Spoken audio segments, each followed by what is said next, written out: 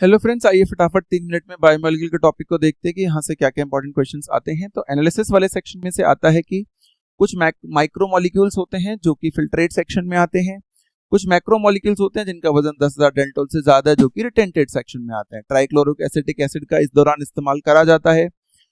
Amino acids basic हो सकते हैं जैसे लाइसिन, अमीनो एसिड एरोमेटिक हो सकते हैं जैसे टायरोसिन, फिनाइलिन और ट्रिप्टोफैन। आर ग्रुप अगर हाइड्रोजन है तो ग्लाइसिन होगा अमीनो एसिड, CH3 है तो एलेनिन और हाइड्रोक्सी मिथाइल है तो सीरीन। लिपिड्स की अगर हम बात करते हैं तो 16 कार्बन का पैल्मेटिक एसिड होता है इंक्लूडिंग कार्बोक्सिल कार्बन, 20 का एरिकॉनिक, अगर डबल बॉन्ड नहीं है तो सैचुरेटेड, डबल बॉन्ड है तो अनसैचुरेटेड। लिपिड्स का वजन तो कम होता है बट फिर भी वो मैक्रोमोलिक्यूल सेक्शन प्रोटीन पॉलीसेकेराइड के साथ आते हैं। इनको इसलिए स्ट्रिक्ट मैक्रोमोलिक्यूल नहीं माना जाता। अगर INE लगेगा लास्ट में तो न्यूक्लियोसाइड, और YLLC YLIC लगेगा तो न्यूक्लियोटाइड, एडेनोसिन एडेनिलिक एसिड। ये भी एग्जाम में पूछा जा चुका है। उसके बाद प्रोटीन्स जो होते हैं वो हमेशा हेट्रोपॉलीमर्स होते हैं। इसमें दो तरीके के होते हैं, अमीनो एसिड्स और एसेंशियल और नॉन एसेंशियल, और साथ में रोबिस्को जो पूरे वर्ल्ड में सबसे ज्यादा अबंडेंट प्रोटीन है। होमोपॉलीमर्स में सेलुलोज, स्टार्च और ग्लाइकोजन है जो कि ग्लूकोज के होमोपॉलीमर्स हैं। इनोलिन फ्रक्टोज का एक एंड रिड्यूसिंग होता है, एक एंड नॉन रिड्यूसिंग होता है। पेपर सेलुलोजिक होता है जो प्लांट और पल्प से बेटे ऑब्टेन करा जाता है।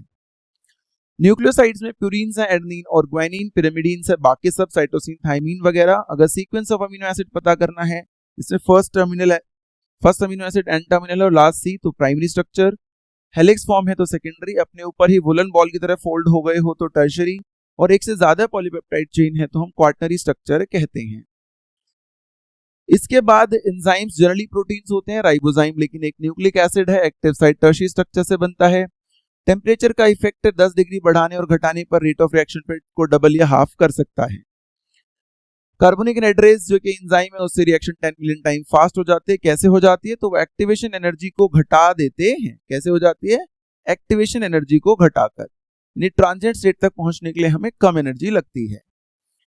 पीएच, टेम्परेचर और सबस्ट्रेट कंसंट्रेशन 3 फैक्टर्स हैं जो एंजाइम की एक्टिविटी को अफेक्ट करते हैं। केम वो सबस्ट्रेट कंसंट्रेशन होती है जिसपे वेलोसिटी हाफ ऑफ मैक्सिमम होती है। हर एंजाइम की 4 से 13 सब क्लासेस हैं, 6 क्लासेस की। प्रोस्थेटिक ग्रुप टाइटली बाउंड होता है, परमानेंट होता है, कोएंजाइम ट्रांजिएंटली होता है, और मेटल आयंस जो होते हैं कोऑर्डिनेशन बॉन्ड बनाते हैं with active site and substrate. Example में हीम है, NAD और जिंक है फॉर कार्बोक्सी पेप्टिडेज।